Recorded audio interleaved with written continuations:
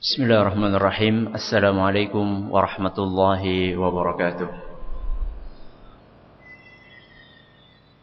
Alhamdulillah rabbil alamin. Wabihi nasta'inu ala umuri dunya waddin. Wa sallallahu ala nabiyyina Muhammadin wa ala alihi wa sahbihi ajma'in. Amma ba'd. Kita panjatkan puja dan puji syukur kehadirat Allah tabaraka wa ta'ala.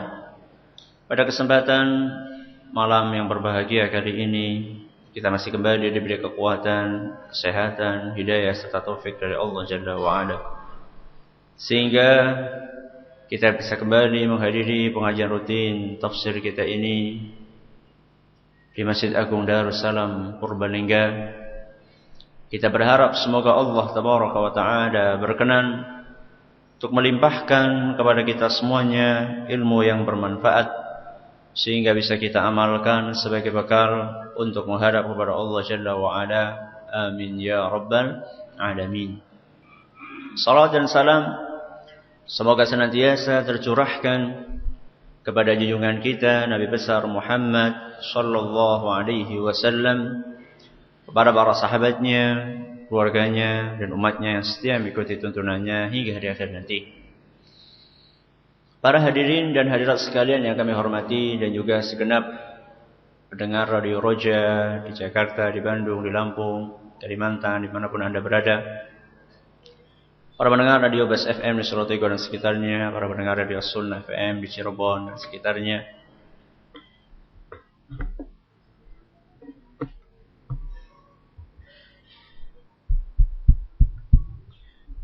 serta para pemirsa Yufid TV dimanapun Anda berada.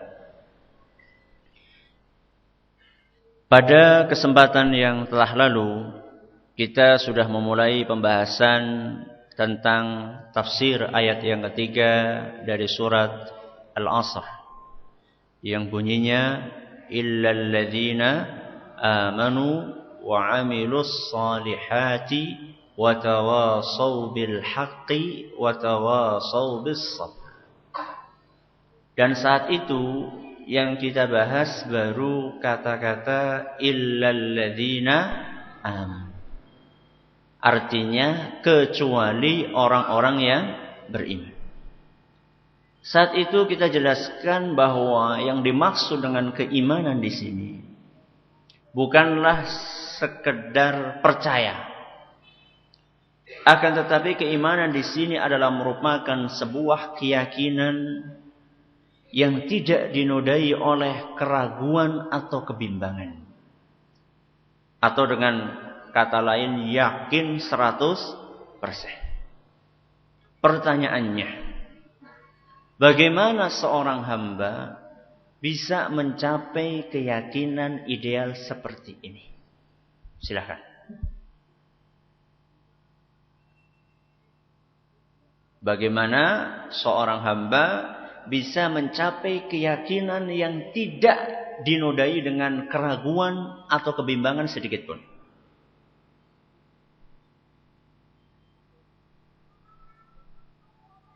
Ya. Betul, bagus sekali. Iman yang dibangun di atas ilmu yang benar. Pertanyaan yang kedua.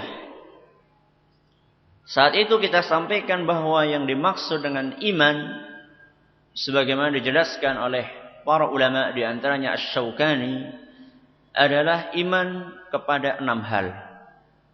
Tentu bukan ini pertanyaannya. Kalau ini semuanya bisa insyaallah. Yang pertama adalah iman kepada Allah.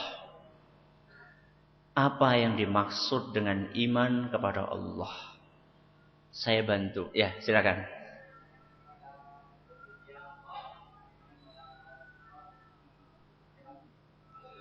Kurang 1.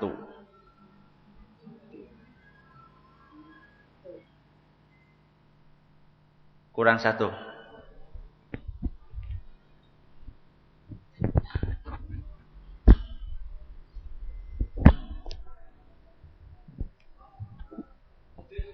Betul. Iman dengan adanya Allah Subhanahu wa ta'ala. Monggo, silakan. Pertanyaannya sudah habis. Karena hadiahnya juga sudah habis. Silakan. Kita akan lanjutkan pembahasan kita pada kesempatan kali ini, yaitu yang kaitannya dengan wa'amilus shalihat. Saat itu, pada pertemuan yang telah lalu kita telah sampaikan bahwa orang-orang akan selamat dari kerugian seandainya memenuhi berapa karakter? 4 karakter yang akan menyelamatkan seseorang dari kerugian.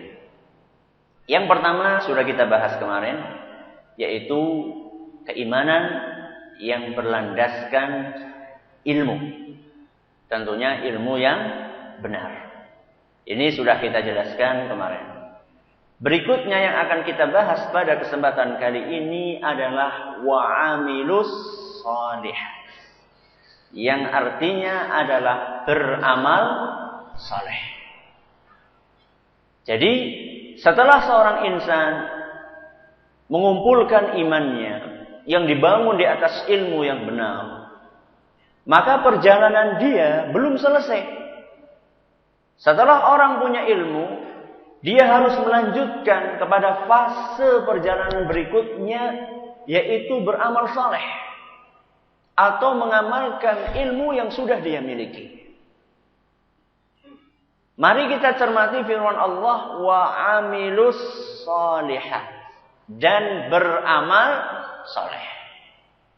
Jadi yang diminta oleh Allah Subhanahu wa ta'ala di dalam ayat ini adalah amal soleh. Jadi bukan sembarang amal. Yang diminta di dalam ayat ini adalah sebuah amal yang berkualitas. Bukan amal yang asal-asalan. Makanya di sini Allah mengatakan wa amilus shalihat.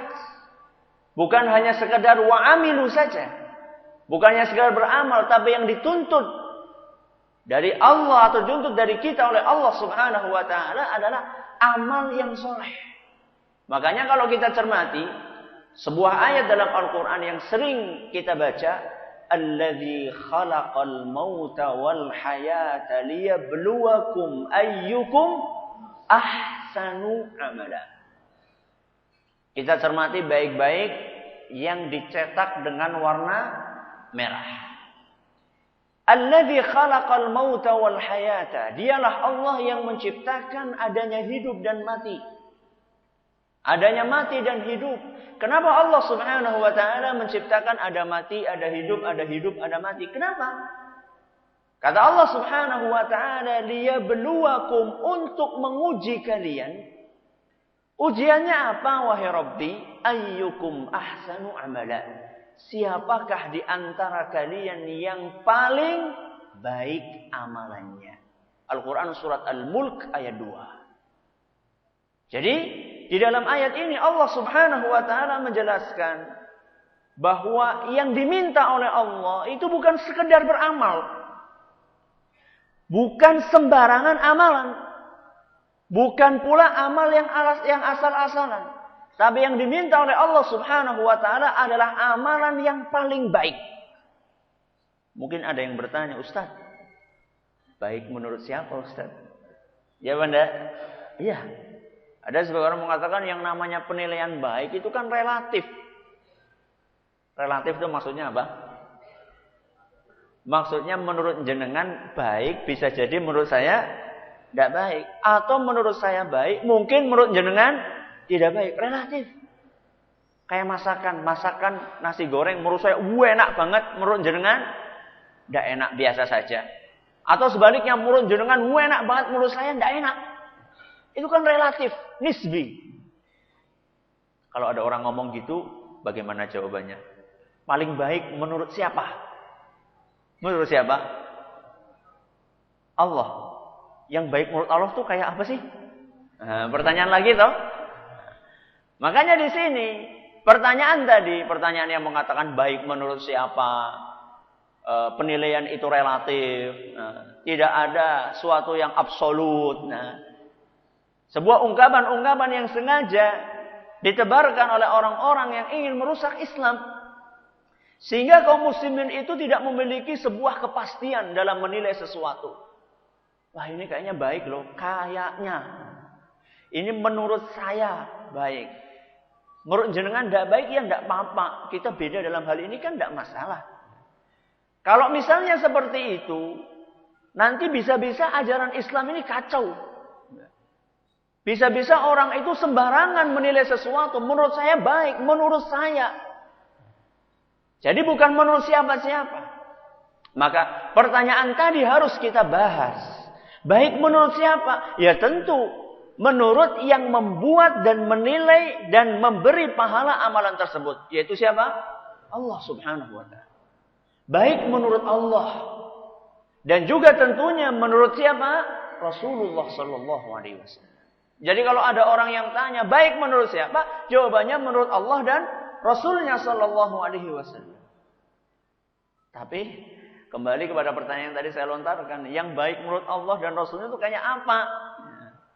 Yang baik menurut Allah dan Rasulnya sallallahu alaihi wasallam telah disampaikan keterangan tentang hal itu oleh seorang imam besar yang bernama Imam Al-Fudail Ibn Iyad rahimahullah.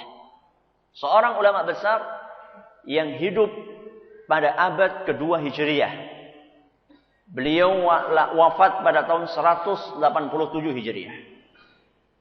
Ketika membaca firman Allah Subhanahu wa taala tadi, "Alladzi khalaqal mauta wal hayata liyabluwakum apa? Ayyukum ahsanu amala." Beliau menafsirkan ayat tadi, kata beliau yang dimaksud dengan amalan yang paling baik adalah akhlasuhu wa aswabuhu. Amalan yang paling baik menurut Allah Subhanahu wa taala dan Rasulnya SAW adalah amalan yang paling ikhlas dan yang paling benar. Berarti yang memenuhi berapa kriteria? 2. Yang pertama, ikhlas. Yang kedua, benar. Dan 2 kriteria ini harus ada. Nggak boleh dicicil satu-satu. Kalau misalnya kurang salah satu di antara keduanya, maka amalan itu tidak dinilai baik. Maka kata beliau, melanjutkan perkataannya, fa innahu idza kana khalisan wa lam yakun shawaban lam yuqbal. Seandainya suatu amalan itu ikhlas tapi tidak benar, maka tidak akan diterima. Tidak akan diterima oleh siapa? Oleh Allah Subhanahu wa taala. Apa ya Ustaz, boxing penting niatnya apik. Itu sering dilontar oleh sebagian orang. Iki ora ana tuntunane lho, ora ana tuntunane, sing penting kudu niate apik, guyub, rukun ya. Jawabannya tidak cukup. Niat hanya ikhlas saja tidak cukup. Sekarang kalau misalnya ada orang salat maghrib. Salat maghrib berapa rakaat? 3. Salat maghrib lah, salat subuh. Salat subuh berapa rakaat? 2. Salat subuh loro lah, titik temen lah. Salat isya we 4, tambahilah jadi 4 ben pahalane luwih akeh. Nyung ikhlas lah nambahi salat subuh dadi loro. Diterima enggak? Enggak. Kenapa? Karena enggak benar. Tidak benar menambah salat subuh 2 jadi berapa? Jadi 4. Walaupun niatnya ikhlas. Kenapa walaupun niatnya ikhlas tetap saja enggak diterima? Karena dia baru menjalankan satu syarat saja, yaitu ikhlas. Syarat yang kedua tidak dia jalankan. Sudah. Kemudian sebaliknya kata beliau, wa idza kana shawaban wa lam yakun khalisan lam yuqbal hatta yakuna khalisan. Begitu pula sebaliknya, seandainya amalan tersebut benar tapi tidak ikhlas, maka juga tidak akan diterima oleh Allah Subhanahu wa taala sampai dia mengikhlaskan amalannya. Ada orang sholat, Masya Allah, Mulai dari takbiratul ihramnya, rukuknya, sujudnya, bacaannya. Betul-betul berusaha sesuai dengan tuntunan Rasul sallallahu alaihi wasallam. Bahkan sholatnya suwe banget. Padahal biasanya cepat. Ada apa ini? Oh, ternyata di sampingnya ada calon mertua. Gimana ini? Diterima nggak amalannya? Diterima enggak? Masa nggak diterima? Tergantung niatnya. Kalau niatnya adalah semata-mata supaya dinilai baik oleh calon mertua, dan dia tidak peduli dengan balasan dari Allah Subhanahu wa taala karena dia punya kepentingan sesaat, target utamanya adalah bagaimana saya dipandang menjadi calon menantu yang taat beribadah. Padahal nggak tahu di belakangnya bagaimana. Makanya jangan mudah-mudah tertipu dengan penampilan seseorang. Kelihatannya taat beragama, ternyata korupsi juga. Aduh, naudzubillahi min dzalik. Ceramah di mana-mana, ternyata selingkuh juga. Naudzubillahi min dzalik. Maka ini harus kita perhatikan. Jadi kata Imam Fudail bin Iyad, seorang itu beramal tidak cukup hanya benar. Kalau misalnya tidak ikhlas, maka amalannya tidak akan diterima sama Allah Subhanahu wa taala. Sekarang timbul pertanyaan. Yang dimaksud dengan ikhlas itu apa? Yang dimaksud benar itu apa? Kata beliau, wal khalisu idza kana lillah. Ikhlas itu maksudnya adalah beramal untuk Allah. Yang biasa diistilahkan dengan istilah lillahi ta'ala. Lillahi ta'ala ikhlas. Tempatnya di mana? Tempatnya di hati. Jadi bukan di lisan. Ada orang di lisan yang ngomong ikhlas, tapi hatinya tidak ikhlas. Pakai temenan yang Arab nyumbang 100 juta. Gua diumumkan ya, sing seru ya. Lho kok ora ikhlas, nyung ikhlas kok temenan. Ikhlas di mana? Di lisannya, belum tentu di dalam hatinya. Maka yang dimaksud dengan ikhlas adalah seseorang beramal karena Allah, alias karena mengharapkan ridha dan pahala dari Allah Subhanahu wa taala. Bukan untuk mencari pujian atau bukan untuk mencari kedudukan politik atau bukan untuk mengejar kedudukan sosial. Karena biasanya tidak pernah ke masjid, ke ujuk-ujuk ke masjid. Kenapa ini? Oh, Arab nyalek. Kalau misalnya tujuannya ke masjid itu ingin berdoa kepada Allah supaya urusannya lancar, ya tidak apa-apa. Tapi masalahnya ke masjid tujuannya adalah supaya, wah ini pilih kayak baik, kayak rajin mau masjid. Kapan? Pas Arab nyalek. Ini harus diperhatikan. Yang dimaksud dengan ikhlas adalah beramal karena Allah Subhanahu wa taala. Yang dimaksud dengan benar apa? Kata beliau, was-shawabu idza kana 'ala sunnah. Kata beliau yang dimaksud dengan benar adalah sesuai dengan sunnah. Sunnahnya siapa? Rasulullah sallallahu alaihi wasallam.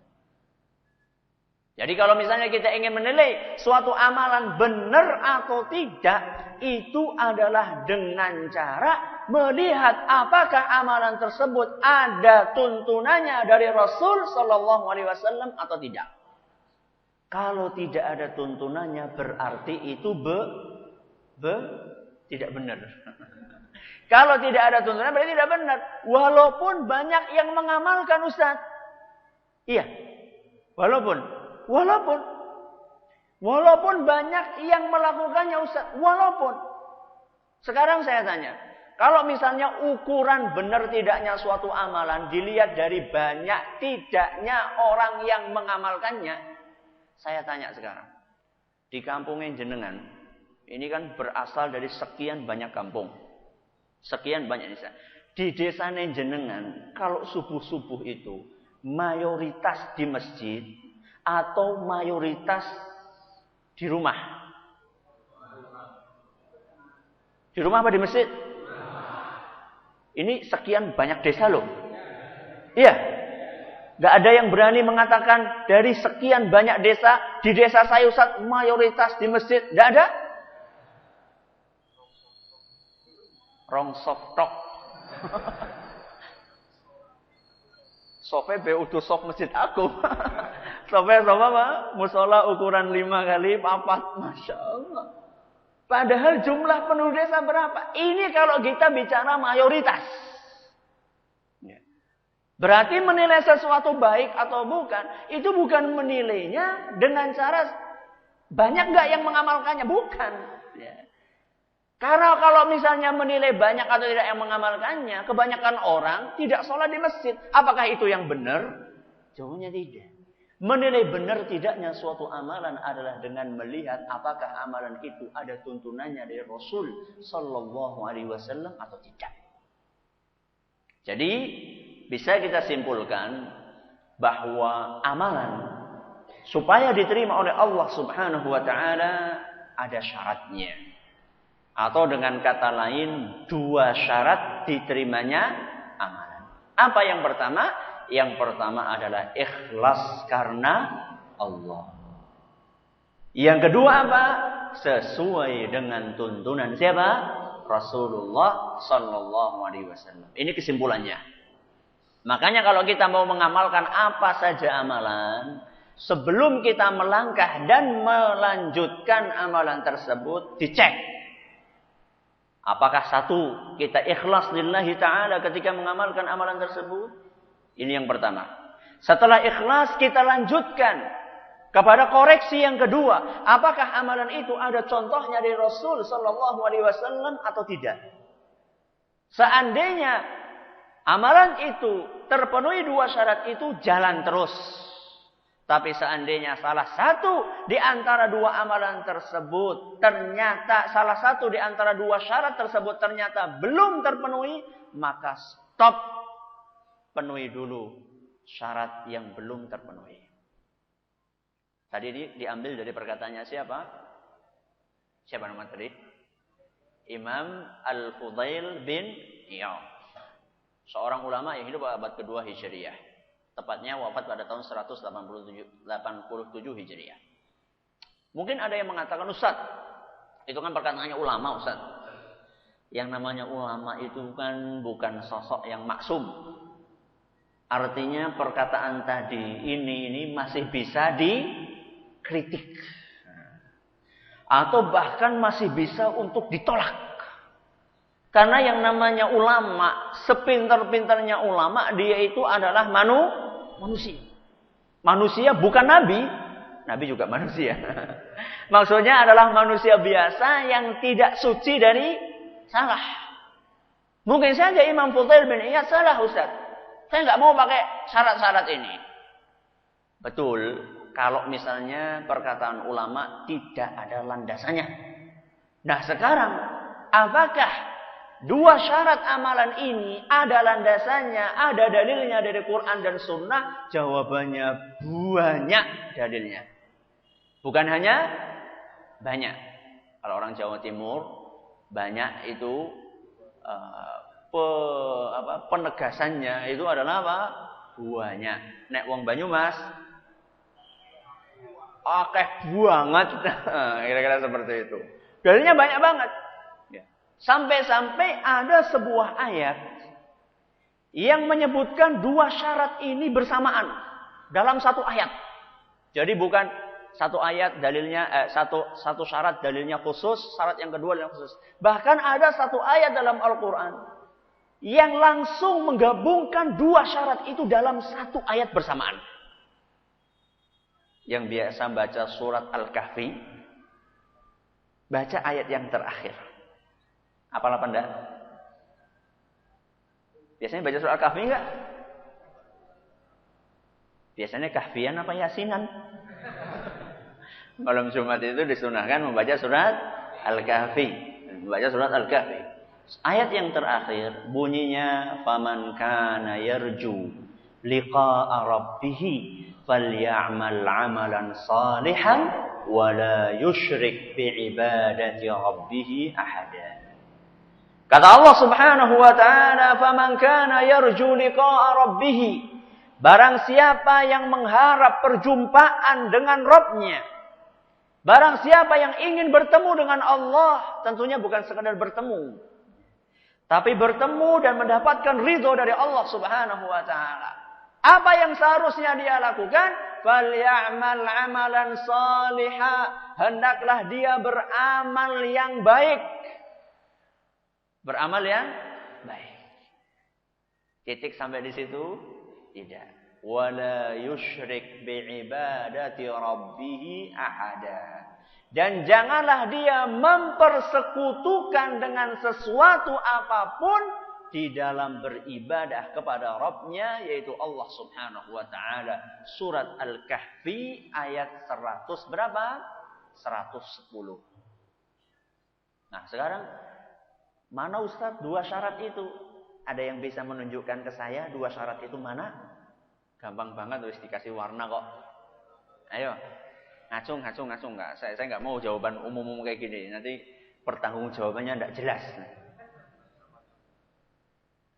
Ngacung tuh, mana yang berani nih? Enggak ada hadiahnya. Ya.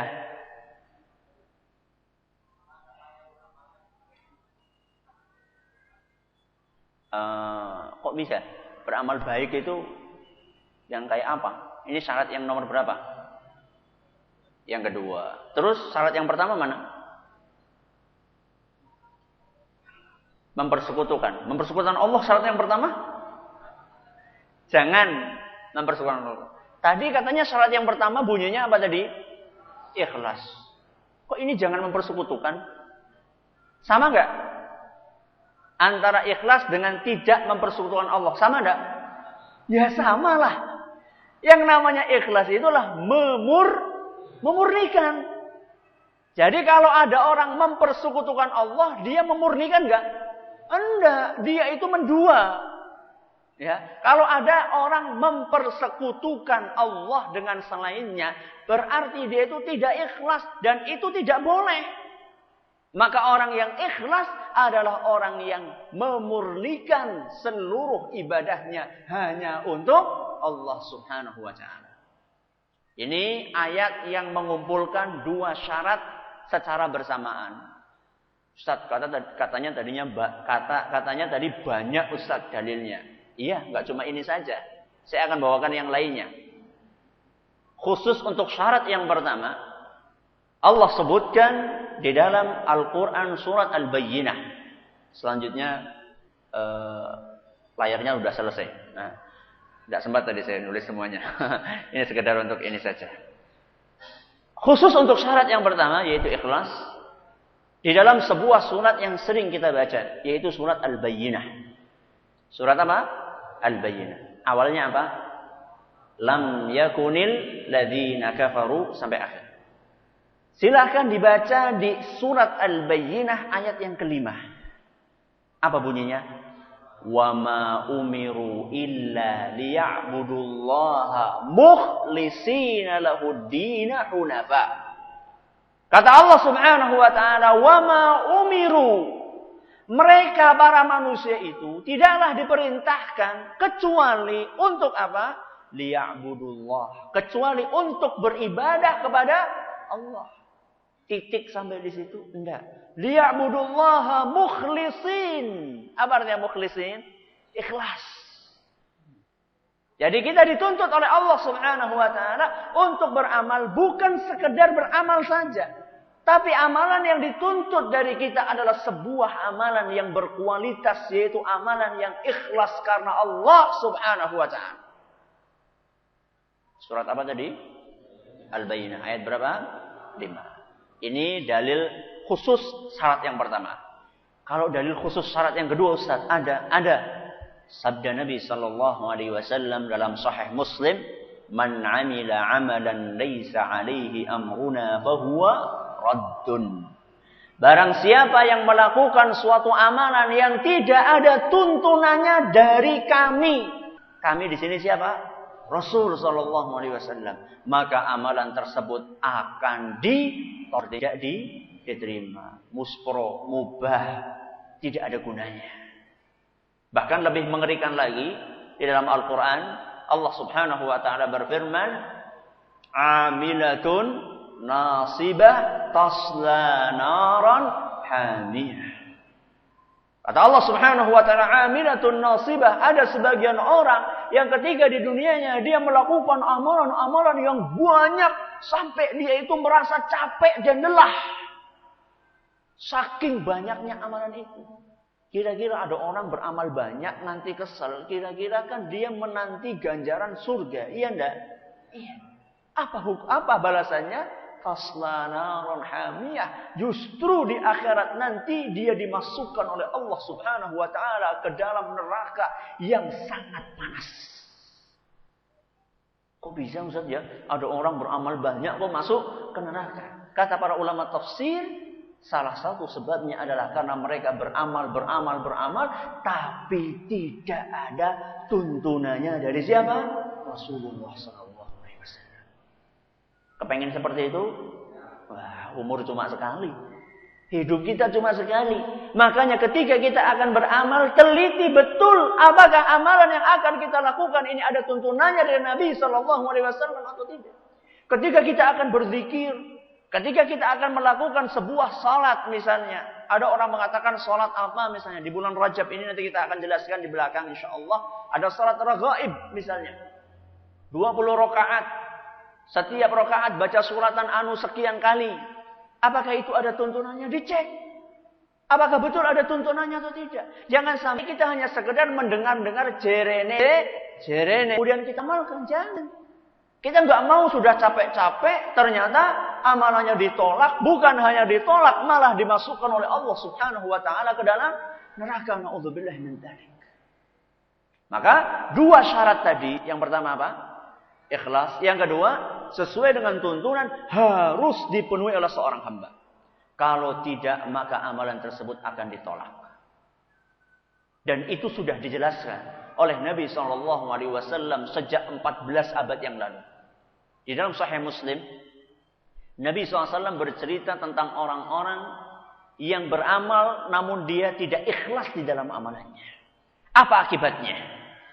Kata Nabi SAW, Inna awwalan nasi yuqda yawmal qiyamah.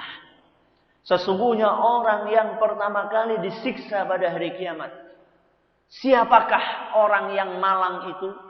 Siapakah orang yang naas itu? Siapakah orang yang sial tadi yang pertama kali mencicipi panasnya neraka? Kata Nabi SAW, Rajulun ustushhida. Adalah seorang yang mati di medan jihad. Jihad. Apa? Jihad. Jihad itu amalan mulia apa enggak? Amalan mulia. Bahkan Nabi SAW dalam hadis lain mengatakan bahwasanya jihad adalah dzarwatu sanamil iman. Jihad adalah puncak keimanan yang tertinggi. Seharusnya kan kalau jihad meninggal, matinya mati apa? Syahid. Kalau mati syahid masuknya kemana? Surga. Kenapa Nabi di sini mengatakan justru orang ini masuk ke neraka? Bukan cuma masuk ke neraka, bahkan masuk ke neraka pertama kali. Berarti ini perdana ini. Ya, penghuni perdana neraka adalah orang yang berjihad. Kok bisa Ustaz? Didatangkan orang itu ditanya, dulu ketika kamu di dunia ngapain? Jihad. Jihad karena apa? Karena Allah, lillahi ta'ala. Kata Allah subhanahu wa ta'ala, kadzabta, engkau bohong. Kamu dusta. Sesungguhnya dulu ketika kamu di dunia, kamu itu berjihadnya adalah supaya dijuluki sang pemberani, wani perang. Dan itu sudah kamu dapatkan ketika di dunia. Kemudian dia diseret atas mukanya, dicampakkan ke dalam lembah neraka. Dipanggil orang yang kedua. Kata Nabi SAW, siapa orang yang kedua? Kata Nabi SAW, rajulun ta'allamal ilma wa 'allamahu wa qara'al qur'ana. Orang yang kedua adalah orang yang rajin ngaji ilmu agama dan mengajarkannya. Ustaz, Aduh, Ustaz, mlebu neraka iki kepriwe iki? Wa qara'al Qur'ana, dan orang yang rajin ngaji, qari. Waduh, priwe iki? Jangan ada yang keluar sebelum selesai hadis ini. Ya. Orang yang kedua siapa? Ustadz sama qari. Ditanya sama Allah Subhanahu wa taala, "Dulu ketika kamu di dunia ngapain?" "Saya ketika di dunia, wahai Rabbi, membaca, belajar ilmu agama, mengajarkannya lillahi ta'ala. Saya baca Quran juga lillahi ta'ala." Kata Allah Subhanahu wa taala, "Bohong. Kamu dulu ketika di dunia belajar ilmu agama, mengajarkannya supaya kamu itu digelari ulama. Supaya kamu itu digelari ustadz tenar.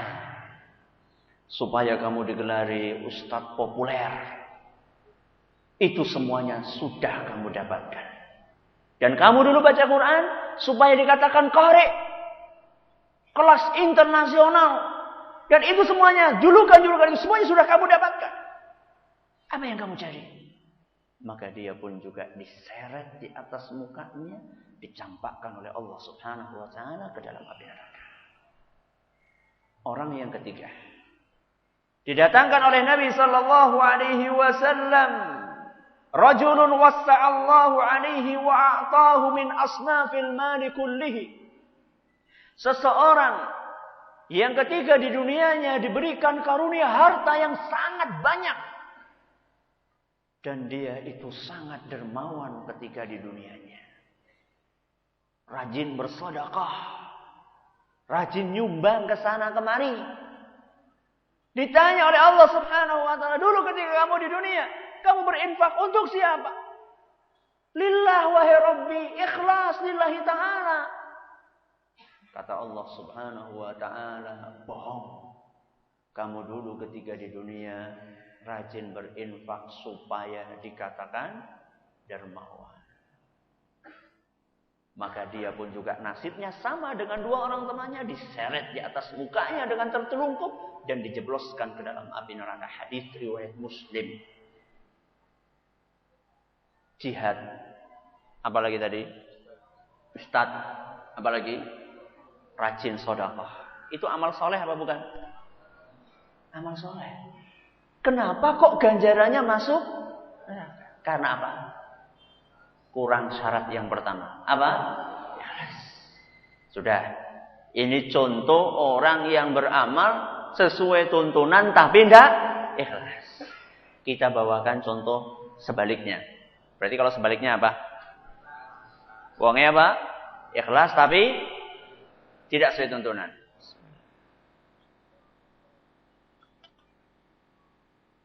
Kisah di dalam Sahih Bukhari dan Muslim. Sebelum saya bawakan kisah ini, saya ingin tanya. Idul Adha. Nyembelih kurban kapan waktunya?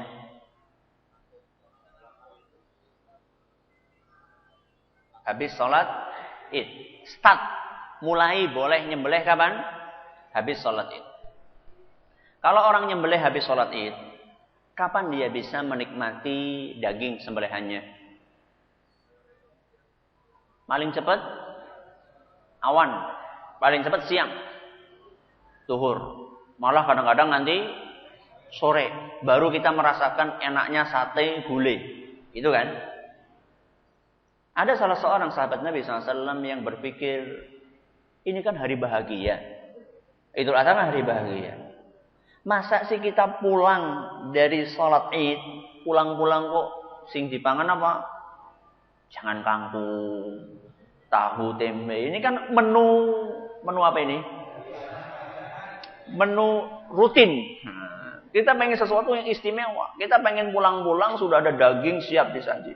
Pulang-pulang dari pulang-pulang dari lapangan kok sudah ada sate gulai, itu kan, masya Allah.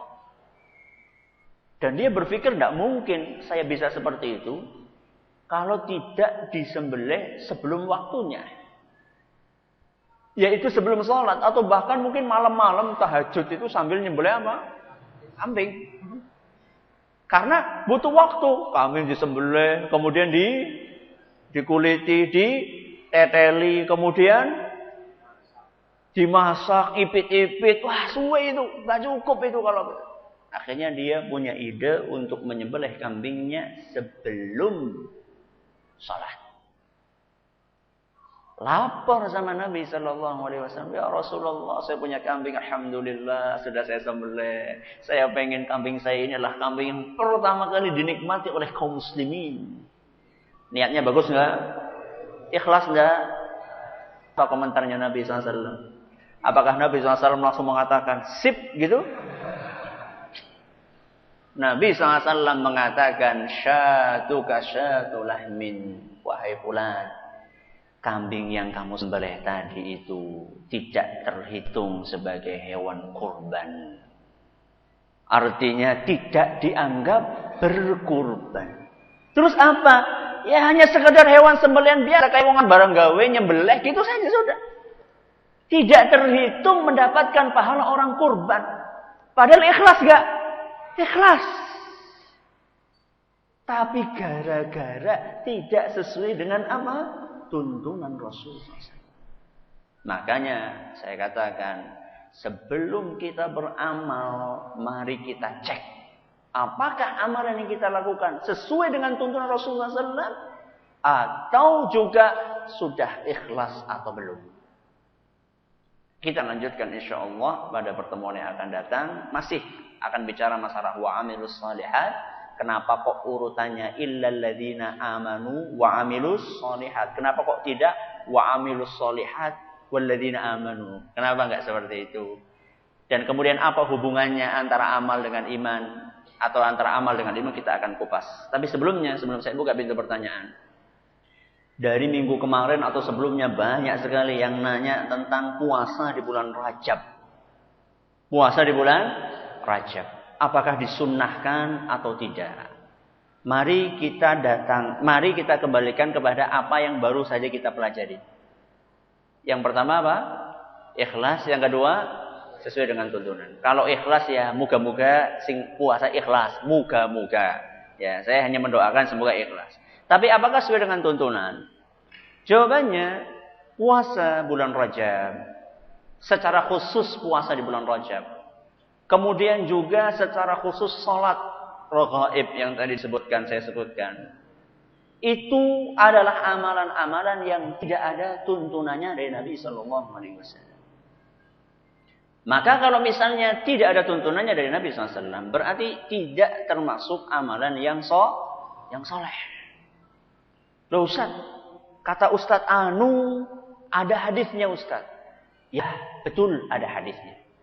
Tapi kita harus melihat apakah hadis tersebut absah penisbatannya kepada Nabi SAW alias sahih hadisnya. Kalau misalnya kita ingin mengetahui hadisnya sahih atau tidak mampu untuk mempelajari hadis itu, ya kita mengamalkan firman Allah, fas'alu ahlal dzikri in kuntum la ta'lamun. Bertanyalah kepada para ulama. Nah, sekarang ulama kita dari dulu itu sudah menjelaskan bahwa hadis-hadis yang berbicara tentang keistimewaan khusus bulan Rajab, amalan khusus di bulan Rajab, itu adalah hadis yang tidak lepas dari dua kemungkinan. Kata Imam Ibnu Hajar Al-Asqalani, seluruh hadis yang berbicara tentang keistimewaan puasa di bulan Rajab secara khusus, atau salat, atau yang lain sama Rajab, kata beliau tidak lepas dari dua jenis hadis. Yang pertama, kalau tidak dhaif, ya palsu. Kalau tidak lemah, ya palsu. Milih sing endi? Pramilih lorone. Yang bicara ini bukan saya. Kalau saya jenengan ragu tidak apa-apa. Ya. Karena saya bukan pakar hadis. Saya cuma belajar hadis, S1 saya 4 tahun. Itu belum bisa dikatakan sebagai pakar. Ya.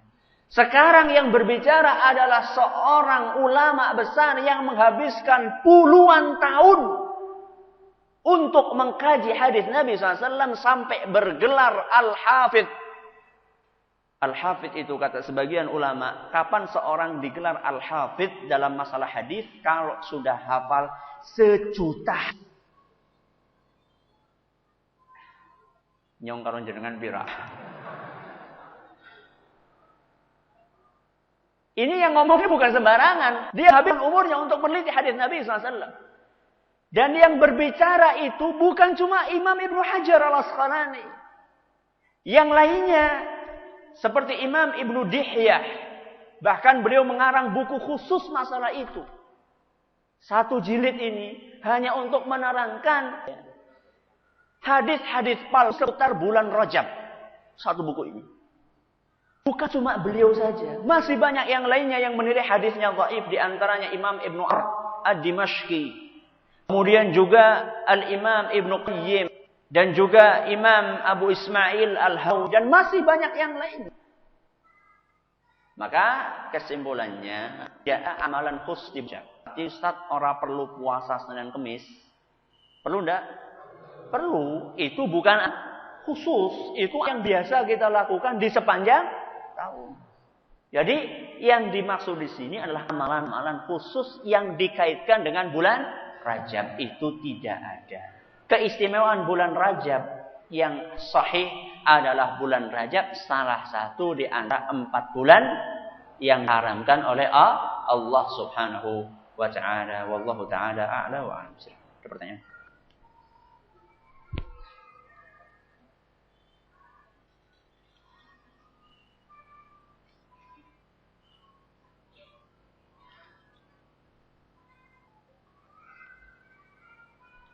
Ustaz, kalau kunut waktu sholat subuh dan zikir berjamaah ada tuntunannya dari Rasulullah SAW atau tidak? 2 permasalahan yang berbeda. 2 permasalahan yang berbeda antara kunut subuh sama zikir berjamaah bersama-sama setelah sholat. Masalah itu adalah termasuk permasalahan yang masih diperselisihkan oleh para Ahlus Sunnah wal Jamaah. Dan masing-masing memiliki argumen cukup kuat, walaupun secara pribadi termasuk mengikuti pendapat yang tidak pakai kunut. Karena wallahu a'lam, saya cenderung kepada ulama yang menilai bahwa hadis yang berbicara tentang itu hadisnya lemah. Di satu sisi saya menghormati pendapat yang lain tetap memakai kunut. Karena mereka berpegang dengan para ulama yang muktabar, para ulama yang terpercaya juga dalam bidang hadis, yang mereka menilai hadis kunut itu. Jadi dalam masalah yang masih ada apanya? Tarik ulurnya, itu kita perlu saling menghormati. Makanya kalau saya sholat di belakang orang yang kunut, saya ikut kunut. Kalau saya sholat di belakang orang imamnya kunut, saya ikut kunut, angkat tangan. Karena itulah dinasihatkan para ulama untuk menghindari polemik perpecahan di antara kaum muslimin. Tapi sebaliknya, kalau saya sudah seperti itu, jenengan yang kunut, kalau sholat di belakang orang yang tidak kunut, mereka imam wis arep salam masih janggeleng bae. Enggak benar. Sama-sama ya, sama-sama menghormati pendapatnya. Tapi jangan toleransi ini kemudian diseret-seret kepada amalan-amalan yang sifatnya bid'ah, syirik ya. Jadi ini dipakai dalam perbedaan pendapat yang masing-masing punya argumen yang kuat. Tapi perbedaan satunya syirik, satunya tauhid, satunya sunnah, satunya bid'ah. Ini kita harus tegas, harus jelas antara hitam dengan putih, tidak abu-abu. Adapun zikir berjamaah sesudah sholat, ini termasuk amalan yang tidak dicontohkan oleh Nabi SAW.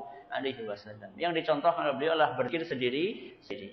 Hanya ada 1 momen yang dijelaskan oleh para ulama diperbolehkan untuk zikir bersama-sama di dalam mazhab Syafi'i adalah kalau dalam rangka pengajaran. Jadi mengajarkan makmumnya belum bisa untuk berzikir. Itu diajarkan sampai bisa. Kalau sudah bisa, ya sendiri-sendiri. Kalau bisa, sendiri-sendiri. Jangan nganti 5 tahun si pengajaran be. Itu sama saja orang sudah bisa baca, suruh mendikte ini Ibu Budi, INI, IBU. Mau nggak begitu kan? Nggak mau. Udah bisa ya sudah sendiri-sendiri. Wallahu ta'ala a'la wa a'lam. Kita tutup dengan membaca subhanakallahumma bihamdika asyhadu an la ilaha illa anta astaghfiruka wa atubu ilaik. Wallahu ta'ala a'la wa a'lam. Assalamualaikum warahmatullahi wabarakatuh.